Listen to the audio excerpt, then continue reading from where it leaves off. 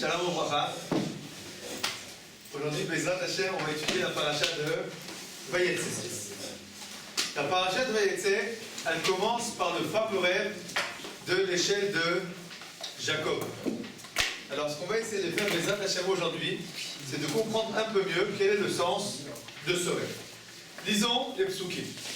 Vayetze Yaakov mi Beersheva vayelech Harana. Yaakov est sorti de Beersheva pour aller vers Haran, chez son oncle Lavan. Vayevga Bamakom. Et voici que Yaakov arrive à un endroit, Bamakom, à un endroit connu. Vayelech Sham, il dort là-bas. Qui va chez Shemer, parce que le soleil s'est couché. Vayekar, mais à Bamakom, il a pris les pierres de l'endroit. Vayasem Merachata, il s'est fait avec des pierres une sorte de coussin, d'oreiller. Vayeshkav Bamakom Haou, et il s'est endormi à cet endroit-là. Vayachalom, et il a commencé à rêver. Veine Sulam Mutzav Arza, il voit une échelle. Sulam Mutzav Arza, donc elle est positionnée sur la terre. Verosho Magia Shamaima, et son sommet arrive dans les cieux. Et voici qu'il y a des anges avec les ailes, je ne sais pas comment on décide, bon, qui descendent et qui montent dans cette échelle. Et voici que Dieu, il est au-dessus de l'échelle. Alors on ne va pas le dessiner, on n'a pas le droit. Donc on va dire comme ça. Donc là, en haut, il est en haut, comme ça, joli. Là, c'est bon. Vayoma, et Dieu lui a dit la chose suivante. Ani Adonai, je me présente, c'est moi. Elohe Abraham Avicha, je suis Dieu, le fils, enfin le père le Dieu de ton père Abraham. Velohe Yitzhak, et le Dieu de ton père Yitzhak. Haaretz asher ata shochev alea, lecha etenena ozaracha. La terre qui est sur laquelle je suis allongé. Alors Yitzhak et Jacob, il est comme ça. D'accord? Il est allongé. Lecha etenena uzarecha. Je vais la donner à toi et à ta descendance. Et ta descendance sera comme le sable de la terre. Et tu vas t'étendre dans toutes les directions. Et tu vas être une source de bénédiction pour toutes les familles de la terre. Je vais être avec toi, je vais te garder dans tous les chemins que tu entreprendras. Et je vais te ramener à cette terre. Je ne vais pas t'abandonner jusqu'à que je fasse et ta chair d'Ibartila ce que je t'ai promis. Et Jacob, il s'est réveillé. Bon, donc on a un rêve dans lequel on a de quoi faire un joli tableau, hein, d'accord? Un joli tableau. Et dans ce rêve, là, il y a une promesse. Quelle est la promesse? Quel est le message du rêve? La terre que j'ai promis à ton père, à tes pères Abraham et Isaac, c'est à toi que je vais la donner. D'accord? C'est ce qui est marqué dans ce rêve. Alors quand on regarde ce rêve et quand on lit la promesse, quelles questions on peut se poser? Pourquoi une échelle? D'accord.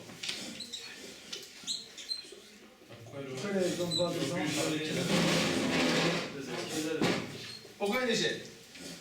Pourquoi il a besoin de voir des anges qui montent avec des anges? C'est quoi les anges? Quel rapport entre l'échelle et la promesse? Rapport comme ça, entre l'échelle et la promesse. On me rappelle que c'est le Dieu d'Abraham et d'Israël. Il se présente. A priori, d'accord. Enfin, pourquoi il dit pourquoi il dit tout ça? D'accord. Bon, c'est dans la promesse elle-même. Oui. Pourquoi il y a marqué qu'il a dormi là-bas? Parce que genre le soleil s'est couché, c'est normal que s'il dort, le soleil se couche, non? Quand tu dors, le soleil se couche tout le temps? Non, le soleil se couche, donc il dort. Comme là, tu dis a priori, c'est quelque chose, c'est un élément insignifiant. Bon, d'accord. Voilà. Bon, alors il était tard, pourquoi il est parti dormir? Pas besoin de le dire. C'est ta question. D'accord. Le soleil qui se couche. Quel rapport? D'accord, très bonne question. On verra aussi vous attachez. Arrête, attache au cavalier. Hachem attache au Réveilla. Donc il lui promet 4 mètres carrés, quoi. Enfin même moins, quoi, parce que si on lui promet la terre sur laquelle il est couché maintenant, donc on lui promet combien? Ouais. Mais Rachid dit qu'il y a eu un miracle et que toute la terre. Attends une seconde avec Rachid les miracles, une seconde. Tu as raison, mais Rachid répond une question. Ah, ok. Alors, c'est quoi la question à rappelle Rachid? Quelle terre? Pourquoi cette terre? Comment elle est délimitée? On va dire 2 mètres carrés? 2 mètres carrés? Alors Rachid en fait il répond, la terre sur laquelle tu t'assois c'est quoi? Akadosh Baruch Hu, il a fait un grand miracle.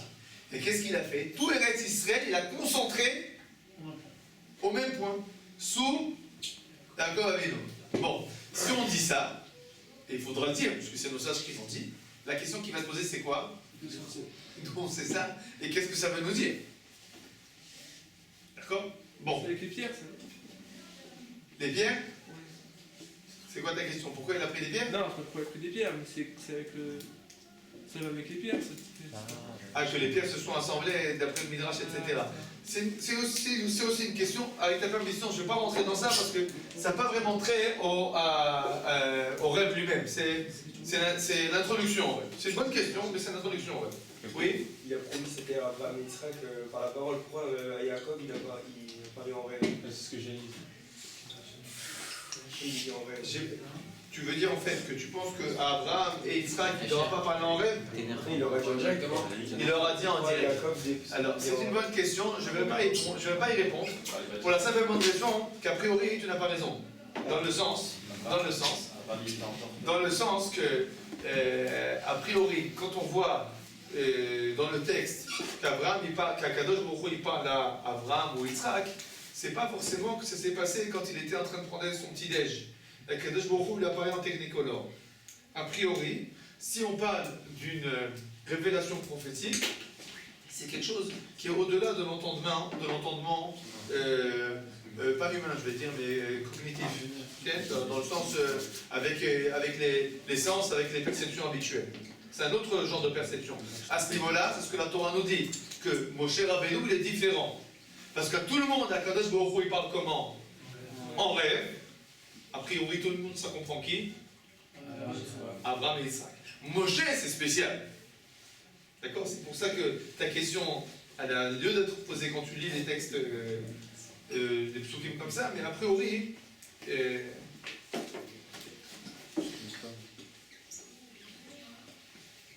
bon, ça vous suffit? C'est bon? Bon, il faut comprendre. Alors, il y a plusieurs explications évidemment. Nous, ce qu'on va faire, comme on l'a toujours dit, ce qu'on va faire, nous, c'est voir comment nos sages, le Midrash, comment nos sages, ils expliquent ces questions-là. Alors, disons ensemble le Midrash, Parasha Samechet Ot Yudbet. Veine Sulam, Zea Kevesh. C'est quoi le Kevesh? Alors, c'est la rampe. De quelle rampe il s'agit? On avait, vous savez qu'à l'époque du Beth Amikdash, il y avait... La bête sympathique. Hein?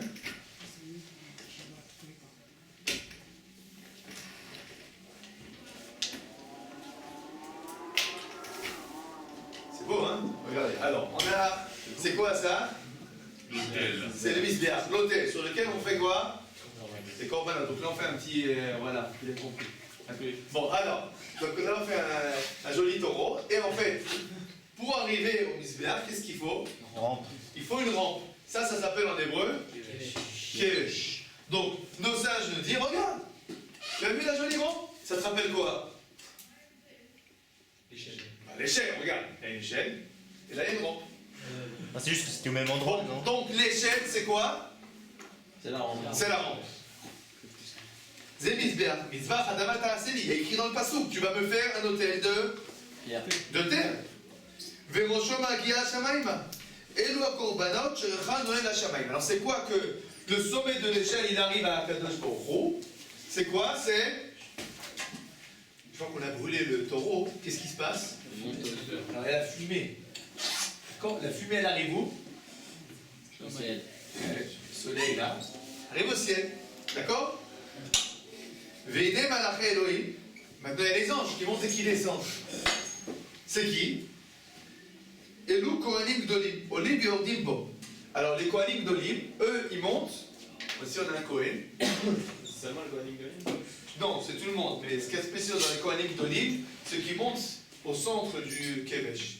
Les Kohanim normaux, pas les Kohanim Gdolim, les Kohanim normaux. Les Kohanim Gdolim c'est le grand Kohen Gadol. Donc eux ils montent sur le côté. Le Kohen Gadol il monte toujours Au milieu. au milieu. Yordim Bakevesh. Veine Hashem Nitzav Alav, et Dieu il est en haut, c'est quoi? Il y a écrit dans le Passouk, Ra'iti et Hashem Nitzav Ala Mizbeach. J'ai vu Akadosh Baruch Hu sur le Mizbeach. Donc, première explication, ça c'est la première explication du Midrash. C'est quoi? L'échelle, C'est la ronge du milieu. c'est la ronde. On voit ça dans le film? Dessin, regarde si mes œuvres d'art après. Ouais, on voit pas D'accord. toutes les questions, mais on voit le dessin. Très bien. C'est bon. Ensuite, première explication. Deuxième explication. Rabbanan, nos sages, Patrin, Lep Sinaï. Ils expliquent non, il s'agit du Sinaï. Regardez. C'est quoi ça? Ça c'est le mont Sinaï. En dessin. Regardez quelle forme il a. On dirait que ça monte aussi, non? Regardez. Vous voyez? Ah, c'est une montagne. Un peu d'imagination, on comprend tout de suite.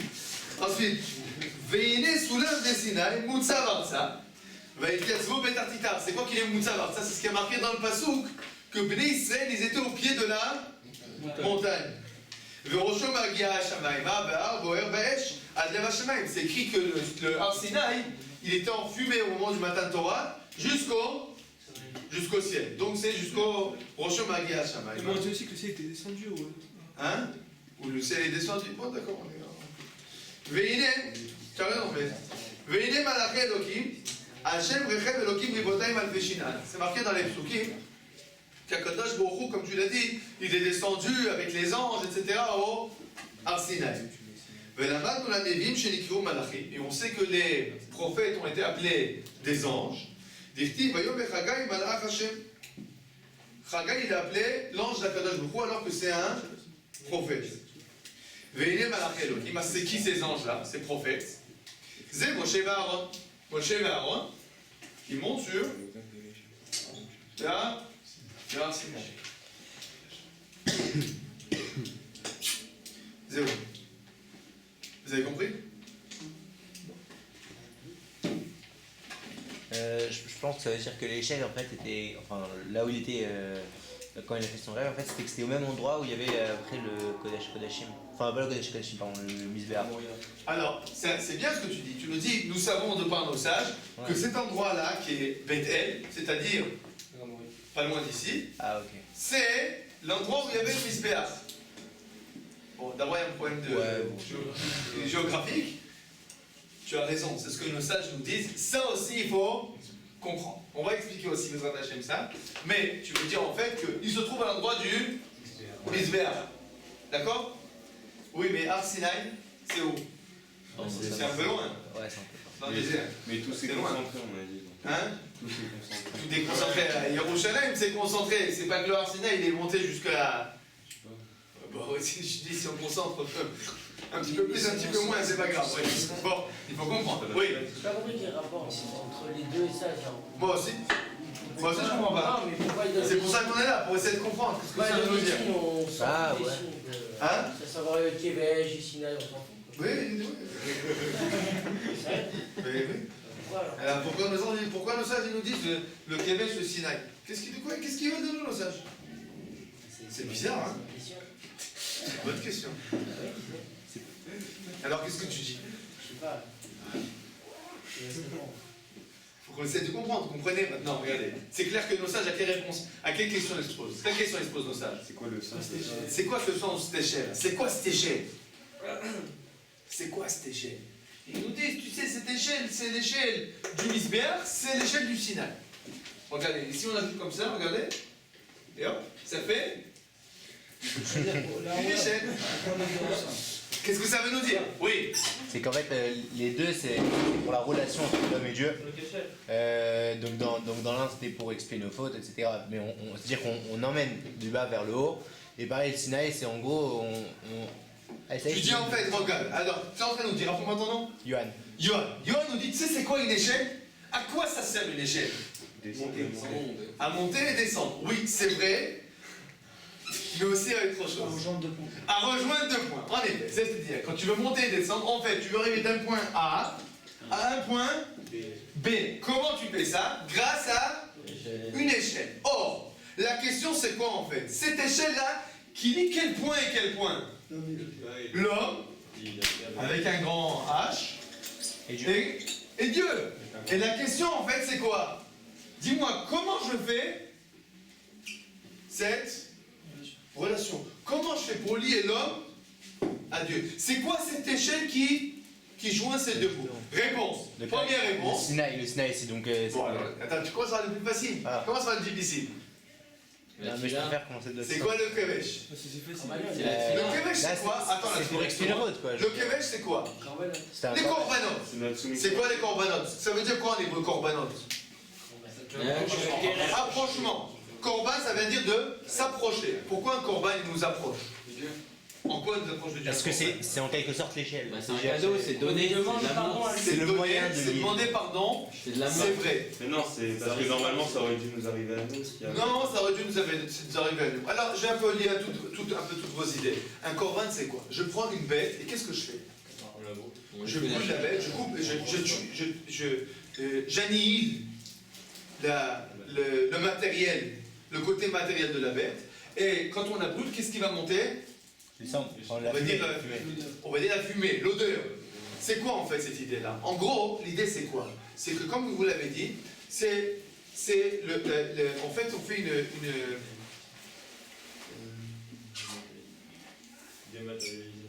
on veut faire une dématérialisation. En effet. En gros quoi? C'est quoi la bête? Chacun d'entre nous, on est une sorte de bête, d'animal. Mais quoi? Avec quoi?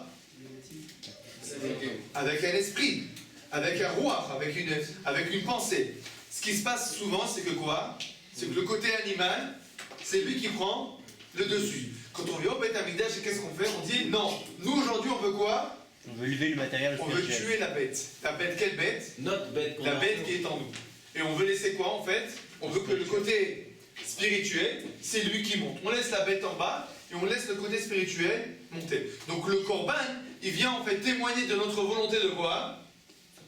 De s'approcher de Dieu tout en mettant le matériel, le faisant baisser. Vous savez, dans le Remez, dans l'allusion, on dit dans la Tfila, on dit Mashiv Aruach ou Morid Ageshem. En gros, ça veut dire quoi? Il fait vanter les vents et il fait descendre la pluie. Mais en hébreu, Ruach, ça veut dire quoi?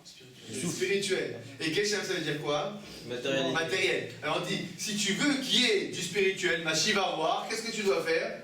Morid Ageshem, faire baisser le matériel. Bon, c'est une allusion, mais l'idée est claire. C'est-à-dire que le Corban, il vient dire, je prends ma vie matérielle et je la rabaisse. Alors, le Corban, c'est quoi? C'est un moyen de quoi? De connexion entre l'homme et Dieu. Dans quel sens elle est cette connexion? De bas vers le haut. De bas vers le haut. C'est la connexion milemata, lemala, de bas en haut. Alors, rappelez-moi ton nom, toi? David, tout à l'heure, il a crié, c'est la tfila, c'est la tfila. Vous savez pas? Je vais vous dire d'un grand secret maintenant. David, il étudie le Zohar. C'est vrai, regardez. Il y a écrit dans le Zohar, tout en fond, le dernier texte. Le Zohar, il dit, Vaya chalom, veine sulam, mutsa barza. Veine sulam, c'est quoi cette sulam? Da tseluta. David, traduis-nous. C'est la prière. C'est la prière. Vous avez vu? Donc, il nous dit David, Da tseluta, c'est la prière. Bon, pourquoi c'est la prière? Parce que ça remplace les. Parce que nous savons tous que la prière, en fait, elle remplace quoi? Les corbanes. Le Corban. Pourquoi la prière remplace le Corban? En quoi la prière remplace le Corban? Parce que c'est le même mouvement, c'est du bas vers le haut. C'est le même mouvement, en effet. Et qu'est-ce qu'on fait dans la prière aussi? C'est vrai que c'est le même mouvement. Mais qu'est-ce qu'on fait dans la prière? On se rapproche de Comment on Dieu. fait pour prier? Ah, on part. Je ferme les yeux, et qu'est-ce que je fais maintenant? Je dématérialise. J'oublie la condition matérielle et je me transpose devant le roi Kadosh Baruch Hu, devant mon roi, et je lui parle. Donc en fait, qu'est-ce que je fais? Je fais fi de ma condition matérielle actuelle et j'élève mon esprit. Donc la tefila, elle vient à la place du korban. Seulement, elle fait ça de façon, on va dire, moins imagée que quand on le fait dans un korban. Donc le Zohar, il nous dit, le kevesh, c'est quoi? Kevesh ou bien tefila. Mais l'idée, c'est la même. Deuxième idée du Midrash.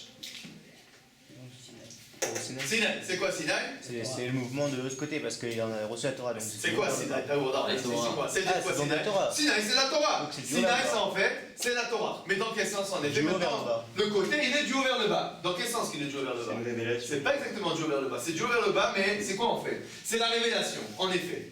Mais nous, qu'est-ce qu'on fait maintenant?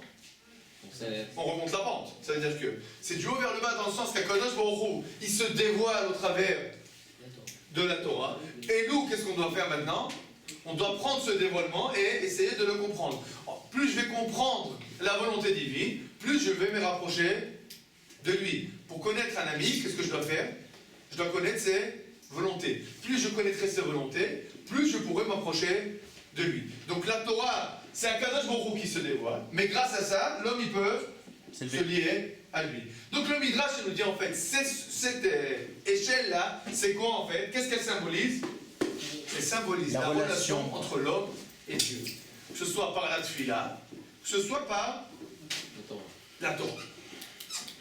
Maintenant, si vous regardez bien dans le Midrash, on dit qu'il y a des gens qui permettent de faire cette relation. C'est qui ceux qui permettent de faire cette relation? Sur le Misbéach, c'est qui? C'est les Kohanim, qui nous permettent, qui vont nous aider à faire cette relation homme-Dieu. Et sur le Sinaï, c'est qui? Moshe et Aaron. C'est quoi Moshe et Aaron? Les maîtres. Les maîtres. En fait, c'est les maîtres qui vont nous aider à nous diriger. Parce que si quelqu'un il veut faire cette direction du korban, peut-être qu'il ne va pas le faire avec la bonne pensée. Qui c'est qui va faire le korban avec la bonne pensée? Le Kohen. Vous savez que c'est quelque chose de spécial. Mais tout ce qui est lié au korbanot, chaque petite mauvaise pensée, qu'est-ce qu'elle fait? C'est possède. Ça. Annulé. Ça. Invalide. C'est invalide. Voilà. Ça invalide le korban. Pourquoi? Parce que le korban, c'est pas de prendre, du jeter du sang c'est pas une boucherie, c'est pas un abattoir. C'est un travail spirituel. C'est qui va nous faire ce travail spirituel? Le Kohen. Et l'étude de la Torah, pour bien comprendre, on a besoin de maîtres qui vont nous aider à monter et à descendre, à bien comprendre la volonté divine. Donc cette échelle, c'est l'échelle de la relation. Maintenant, même si on n'étudie pas le Midrash, le Midrash en fait a posé une question. Cette échelle, le Midrash a tout de suite compris que l'échelle c'est quoi? C'est l'échelle de la relation. Seulement, quelle question le Midrash s'est posée? Mais finalement, comment on a fait cette relation? Réponse double du Midrash. Je vais raconter une petite histoire. Quand on parle d'échelle, j'ai toujours des histoires qui me remontent.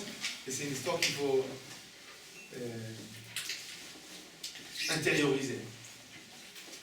Il y avait une fois un homme qui vivait dans un royaume. Il s'appelait Ludwig.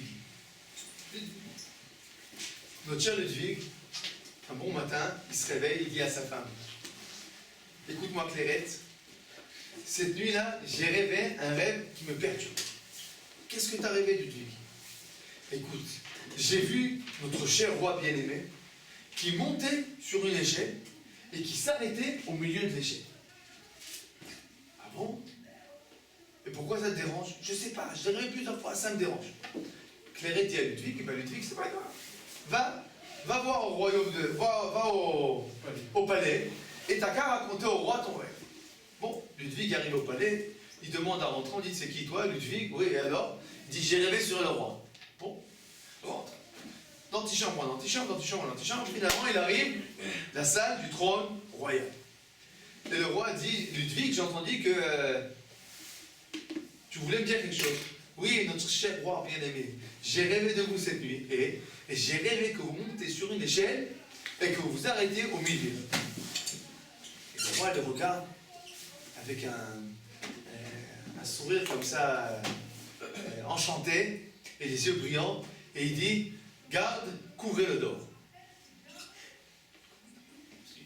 Il rentre à la maison, donc Ludwig maintenant qui est devenu monsieur de Ludwig, qui est devenu riche, et il rentre à la maison. Il raconte à sa femme Clairette, écoute, regarde ce que j'ai fait, et tout, et Clairette toute heureuse et tout. À partir de maintenant, Ludwig et Clairette, c'est plus comme c'était avant, maintenant ils sont riches, etc. Non, vous savez, quand Ludwig il est rentré à la maison, il a Clairette, donc tu sais, c'est bouche cousue. Quand tu dis ça à une femme, qu'est-ce qu'elle fait? Automatiquement, elle va raconter à sa copine. Elle est partie raconter à sa copine, Madeleine. Madeleine a écouté cette histoire et immédiatement rentre à la maison et a dit à son mari, Benoît, mets-toi à rêver. Tu dois rêver. Mais de quoi tu veux que je rêve? Écoute, il y a des rêves, ça vaut de l'argent. Il faut que tu rêves sur notre cher roi bien-aimé. Et qu'est-ce que tu veux que je rêve? Toi, tu dois rêver qu'il va monter jusqu'en haut de l'échelle. Alors, toute la journée, elle le travaille. Tu dois rêver qu'il monte jusqu'en haut de l'échelle. Elle l'a rendu fou. Bon, finalement, la nuit, il est parti dormir. Et qu'est-ce qu'il a fait? Ben, il a rêvé. Hein, avec tout ce qu'elle a raconté toute la journée, que ça raconte de l'argent, etc. Il a rêvé. Le lendemain, il court vite au palais royal. Garde, laissez-moi rentrer, j'ai un super rêve pour notre cher roi. Bon, il faut rentrer dans le champ, hein. Il arrive devant le roi. Alors, qu'est-ce que tu as rêvé? J'ai rêvé, notre cher roi, il compte déjà, il voit déjà, lui il a les yeux brillants, il pense déjà aux pièces d'or. J'ai rêvé que notre cher roi bien-aimé montait sur l'échelle et arrivait jusqu'en haut. Et il fait comme ça déjà, Kilo. Envoyez. Et le roi il dit, il fait une grosse tête comme ça, et il dit, couvrez-le de coups. Donnez-lui une bastonnade. C'est pas juste. Hier, mon copain, il a dit jusqu'à moitié, il a reçu plein d'argent. Moi, je dis jusqu'au bout, tu n'en as rien du tout. Pourquoi? Et le roi lui dit la chose suivante. Écoute, ton ami, là, il m'a dit que je suis arrivé au moitié. Quand il me dit que j'arrive à la moitié, j'ai encore une moitié à faire. J'ai encore de l'espoir, j'ai où avancer. Toi, tu m'as dit que je suis arrivé au bout. Du bout, j'ai plus qu'une seule chose à faire. À tomber. Ou à redescendre. C'est pas intéressant. Alors cette échelle-là, c'est l'échelle en fait, pourquoi c'est une échelle? Qu'est-ce qu'il y a dans une échelle? Il y a des échelons. Ça veut dire que notre vie de juif, c'est quoi? Ça doit être une recherche perpétuelle d'aller d'échelon en échelon. Et jamais ne se dire que, ça y est, je suis arrivé au bout. Le jour où quelqu'un se dit je suis arrivé au bout, qu'est-ce que ça veut dire? Il n'y a plus rien à faire. Alors, rappelez-vous de l'histoire de l'échelle. D'accord? Rappelez-vous de l'histoire de l'échelle. La vraie bénédiction, le mystère du Sipon, c'est pour nous ce que je dis. On doit toujours comprendre qu'on a encore où à avancer. Celui qui croit qu'il a plus où avancer, en fait, c'est une malédiction de croire qu'on n'a plus rien à avancer. Bon. Fermons là. On a compris c'est quoi? L'échelle. Alors maintenant, il faut qu'on explique c'est quoi? Les anges. Alors on a expliqué c'est quoi un peu les anges. On a vu dans l'exemple de l'échelle, mais on va voir encore autre chose qui apparaît chez nos sages.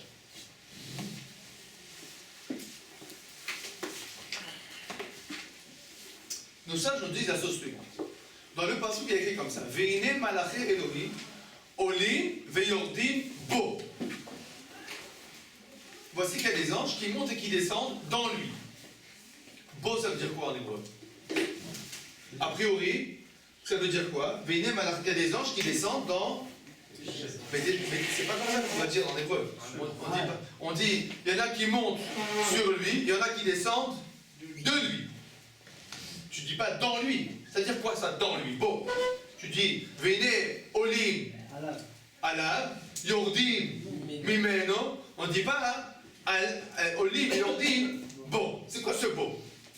Alors nos sages, ils sont interpellés par ce beau. Et ils nous disent la chose suivante.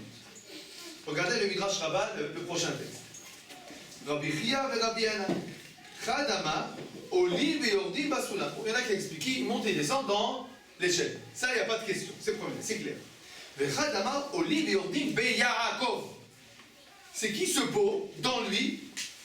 Yaakov. C'est que les anges, ils descendent, ils montent dans Yaakov. Qu'est-ce que ça veut dire? Man amar olim veyordim bo nir. Man amar olim veyordim be Yaakov. Ah, c'est quoi? Ils montent et descendent. Ma'alin ou moridin bo, apazim bo, kapazim bo, sontim bo. Ils le regardent et ils sont interpellés, les anges. Pourquoi?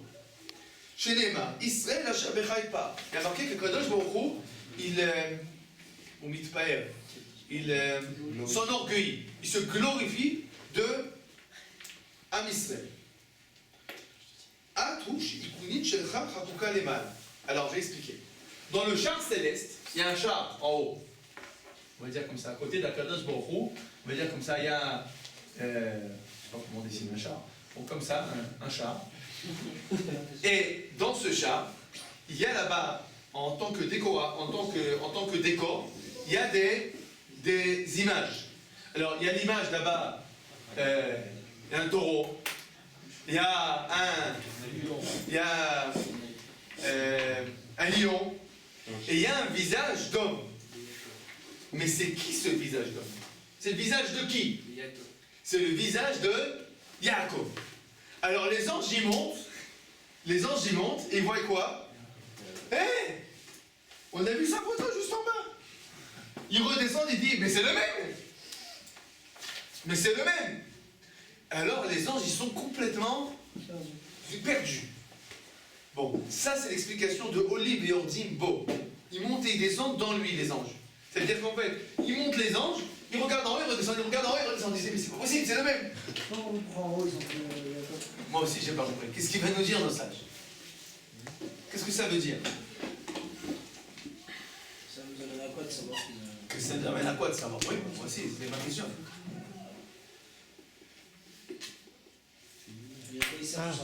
À quoi il sert ce char? Très bonne question. Alors réponds. C'est quoi un char?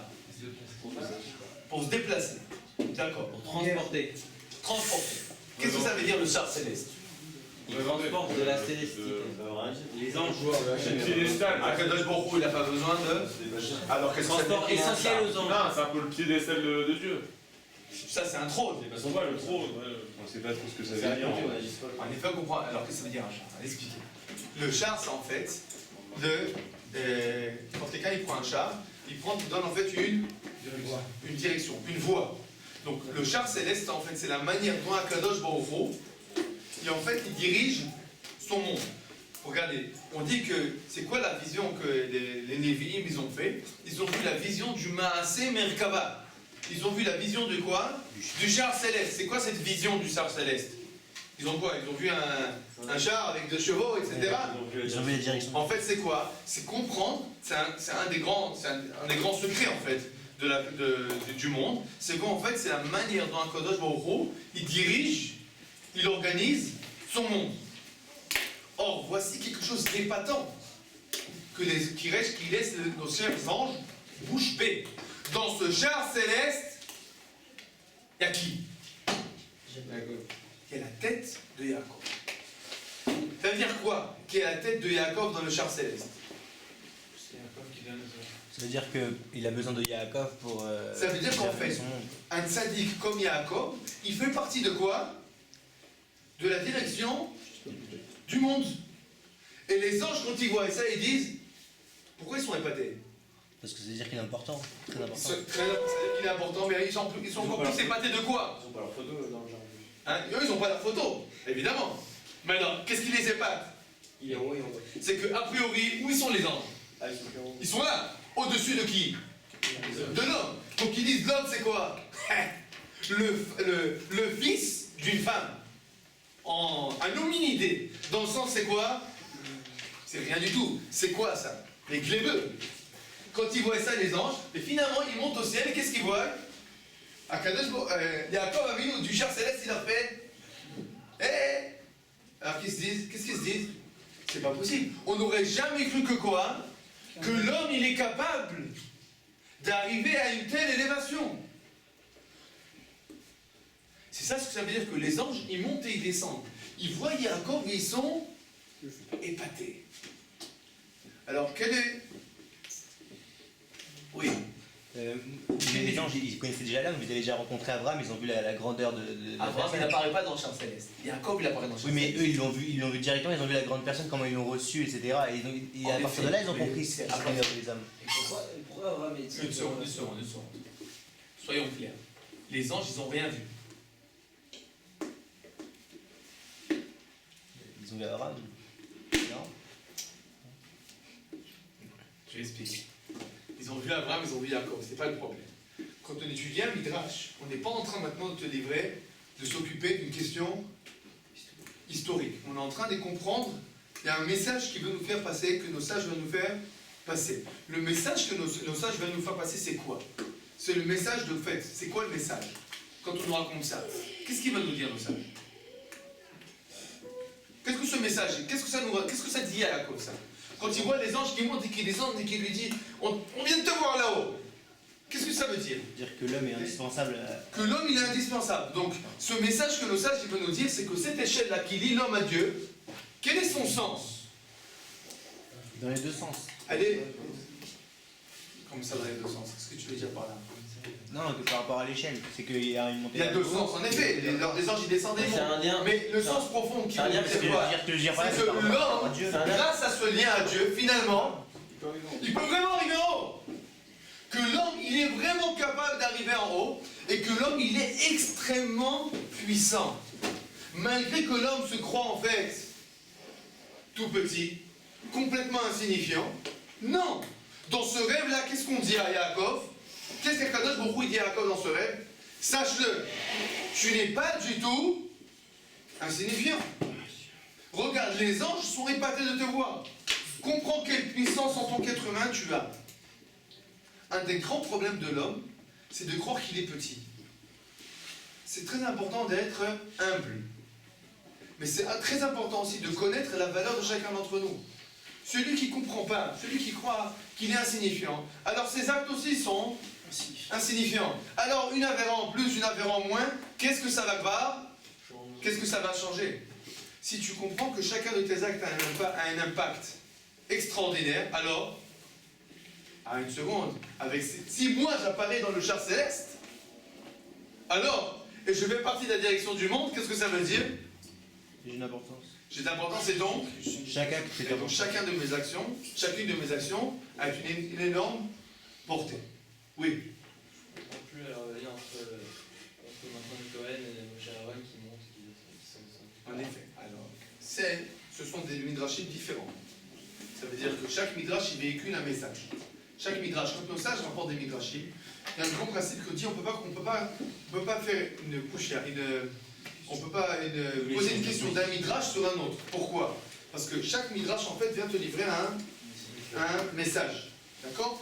Là, il y a un message qui nous dit en fait le sens de l'échelle, c'est quoi? Le sens de l'échelle, c'est l'élévation de l'homme. Alors le sage nous dit et comment l'homme va s'élever? Il a besoin d'un intermédiaire. D'accord? Ça c'est un premier message.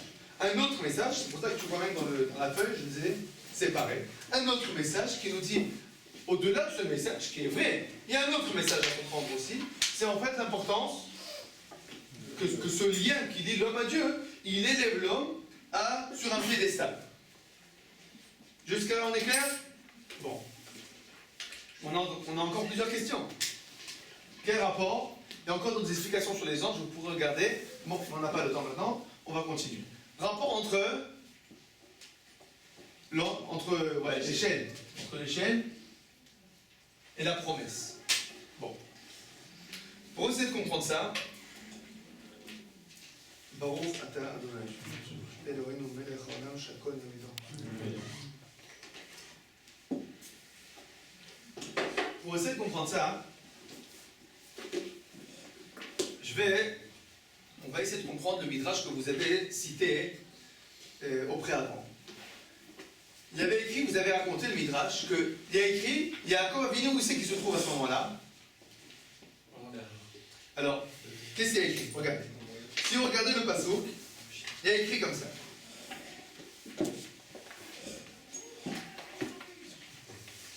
Passouk Yud Tet. Perek Kafret, passouk Yud Tet. Il y a écrit comme ça. Vaikra et Shem Makom Aou Bet-El. Et Jacob, il a appelé cet endroit Bet-El. Donc Bet-El, c'est où?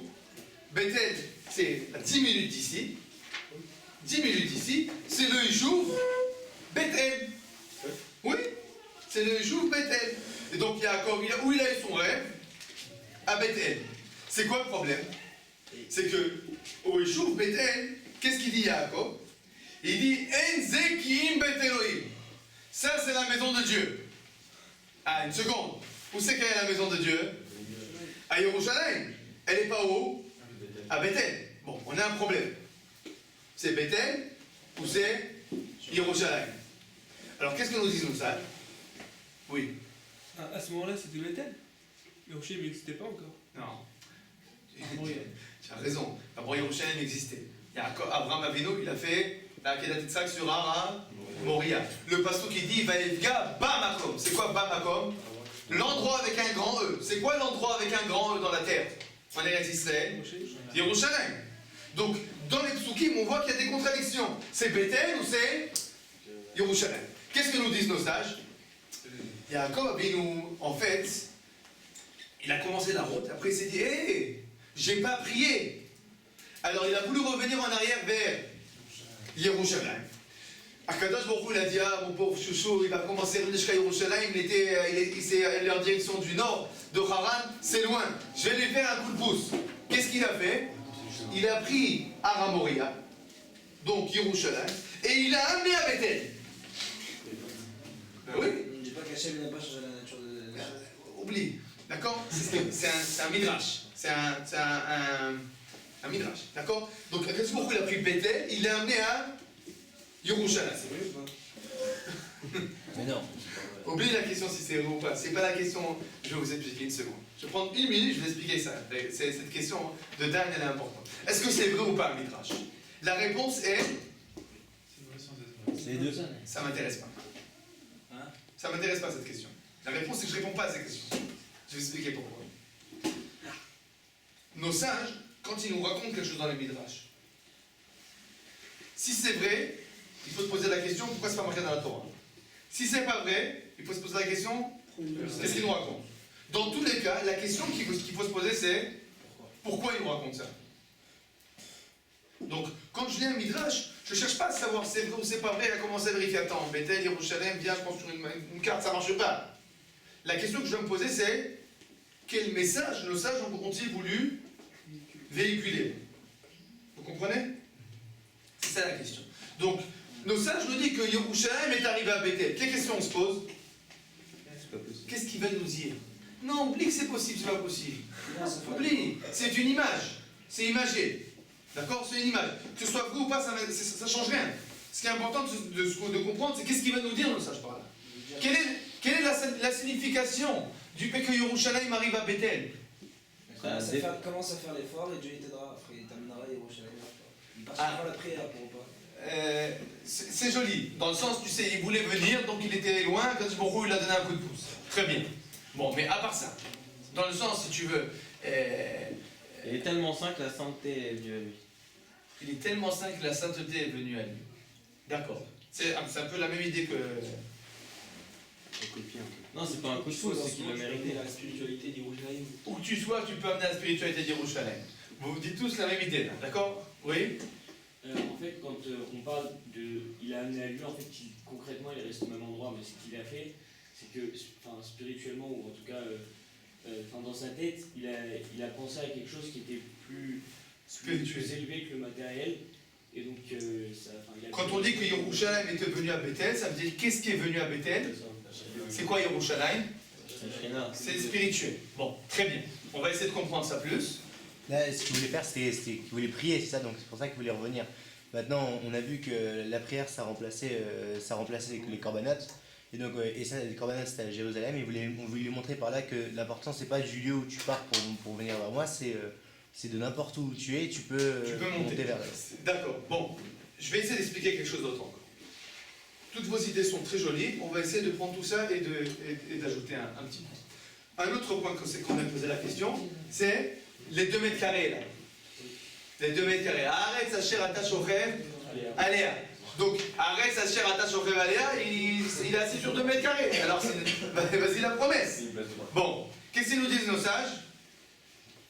Akadosh Baruch Hu, il a pris tout Eretz Israël et il a mis tout condensé sous Yaakov Avinu. Vous vous rendez compte? Il faisait comme ça la mer Méditerranée, comme ça, et le Jourdain. Qu'est-ce que ça veut nous dire? Encore une fois, ne me pose pas la question, c'est vrai ou c'est pas vrai? Qu'est-ce que ça veut nous dire? Là, je vais vous donner la réponse. Vous écoutez? Vous êtes prêts? Il y a quelque chose de très spécial à Bethel. Ici, là. À Bethel, ici. La Mechina. Je vous assure que c'est spécial. Vous êtes pas loin, à un moment ou à un autre, évidemment, pas sur le Zman que vous êtes censé étudier, d'accord? Alors, allez faire un petit tour à Bethel. Et demandez à voir ce qu'on appelle Artis. Artis. C'est quoi Artis? Artis, c'est un doudmaï, c'est un château d'eau. Sur ce château d'eau, les habitants de Bethel ont fait une mosaïque. Et de cette mosaïque-là, sur cette mosaïque, ils ont écrit Haaretz, Asher, Ata, Ashochem Alea, Lecha et Nazarecha. Cette terre, je vais te la donner. Qu'est-ce qu'il y a de spécial? Ce point-là, en fait, Bethel, si on prend tout Eretz Israël, Bethel, c'est plus ou moins au centre. Mais c'est pas seulement plus ou moins au centre, c'est une montagne. Et de cette montagne-là, qu'est-ce qui se passe? Tu vois tout Eretz Israël. Quand tu es à Bethel sur ce Artis, c'est un point de vue où tu peux voir tout Eretz Israël du nord au sud, est ouest. Tu vois tout. Bon, expliquez-moi, qu'est-ce que ça veut dire que Jacob il est à Bethel et qu'on dit que toute la terre elle est sous lui? C'est comment est-ce qu'il l'a C'est pas forcément que la terre elle est sous lui physiquement, mais être à Bethel, ça veut dire quoi?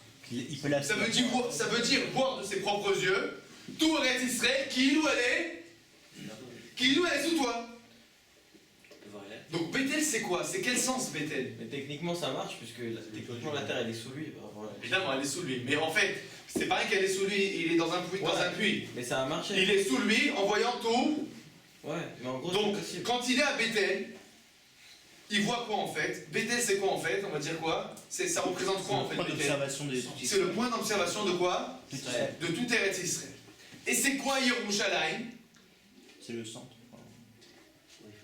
C'est lequel centre? C'est le centre spirituel. Le Midrash nous dit en fait le sang Yerushalayim est arrivé à Bethel. Qu'est-ce que ça veut dire?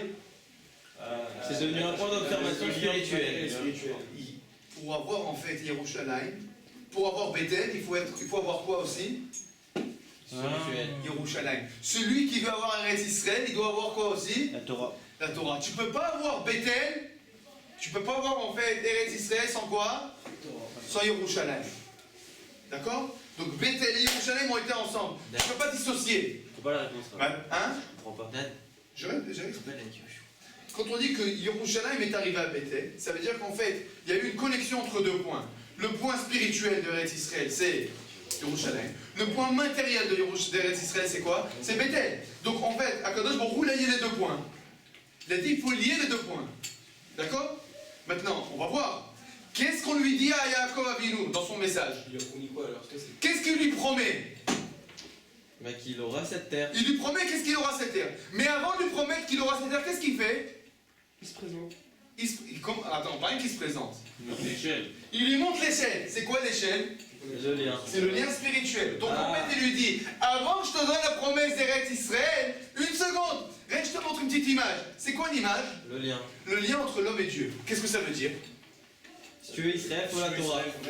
Pour recevoir Eretz Israël que j'ai promis à tes pères, il faut que quoi? Faire la Torah. Il faut que tu sois lié à Dieu. Il faut que tu sois lié à la Torah, il faut que tu sois lié à la prière. Tu ne peux pas avoir l'un sans l'autre. Et nos sages nous disent en fait, Yerushalayim est arrivé à Bethel. Parce que c'est exactement le sens de ce rêve. Le sens de ce rêve, c'est de dire, tu ne peux pas séparer entre la promesse sur Israël et la conduite spirituelle du âme Israël. C'est pour ça que l'introduction à la promesse d'Eretz Israël, c'est, attention, l'homme et Dieu doivent être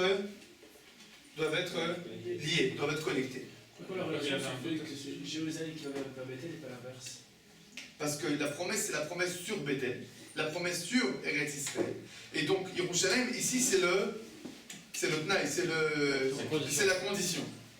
Donc, puisqu'il est à Bethel, il voit Eretz Israël et il dit, Baruch Hashem, je vais te recevoir. Il dit une seconde, on amène Yerushalayim. Amenez Yerushalayim. Qu'est-ce que ça veut lui dire? Pas de problème. Pour avoir Bethel, sache qu'il faut avoir Yerushalayim aussi. Je pense que ce message est fondamental pour chaque juif qui habite en Eretz Israël. Et à plus forte raison pour vous. Baruch Hashem, vous avez décidé de venir en Eretz Israël et de venir vous implanter ici. C'est important de savoir que pour l'Iskot, pour avoir le mérite d'être habitant en Eretz Israël, qu'est-ce qu'il faut faire? Il faut d'abord travailler sur la tfila, sur la Torah, pour que notre lien avec Eretz Israël, ce n'est pas un lien avec une simple terre. Notre lien avec Eretz Israël, ce n'est pas la patrie. Le lien avec Eretz Israël, c'est le moyen pour nous de nous lier à Akadosh Baruch Hu. C'est pour ça que le lien avec la terre dépend de notre lien avec Akadosh Baruch Hu. Et Yaakov, il avait un doute sur ça? Yaakov n'avait pas de doute sur ça. Je vais répondre à ta question, c'est une très bonne question. Pourquoi c'est venu à ce moment-là, ce rêve-là? Parce qu'il est à Haran. Évidemment, Yaakov, il nous s'en va maintenant d'Eretz Israël. Alors, avant qu'il s'en aille, qu'est-ce qu'Akadosh Baruch Hu il fait? C'est pas qu'il lui dit n'oublie pas. Il lui dit, sache, je sais que tu vas à Haran, ma promesse elle est pas, elle reste en bonne et elle reste valide, en bonne et due forme, ne t'inquiète pas. Et donc qu'est-ce qu'il dit finalement quand Yaakov il va se réveiller, qu'est-ce qu'il va dire? Akadosh Baruch Hu, si tu me ramènes ici, tu es mon Dieu. Qu'est-ce que ça veut dire? Si tu me ramènes ici, que tu vas me faire la promesse, c'est mon Dieu. Je comprends? J'ai compris exactement le message que tu m'as véhiculé au travers de ce rêve. Il fait des conditions à Dieu. Non, c'est une autre question maintenant, on ne rentre pas dans la question des conditions ou pas. C'est pas une condition. Il dit simplement, j'ai compris ton message. Le message c'est que pour avoir Eretz Israël, il faut que tu sois mon Dieu. C'est ce qui est marqué dans la Passouk dans plusieurs endroits à Torah. La tête, la Chem, et Eretz.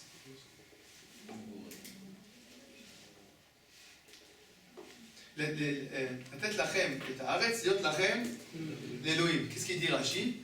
Pour être en Eretz Israël, c'est avoir un lien avec Akadosh Baruch Hu. La tête lachem et Haaretz, je vous donne la terre. Liot lachem Elohim, pour être votre Dieu. Finalement, la terre d'Eretz Israël, c'est notre moyen de nous lier à Akadosh Baruch Hu. C'est pour ça que c'est impossible de recevoir Eretz Israël sans vouloir être lié à Akadosh Baruch Hu. Azir Ratzon Bezat Hashem, que nous améliorons notre tfila, notre étude, que vous attachez Mishniske, qu'on ait le mérite de mener les corbanotes, et grâce à toutes ces choses-là très importantes, que nous ayons le mérite de nous implanter dans chaque parcelle de notre si belle terre.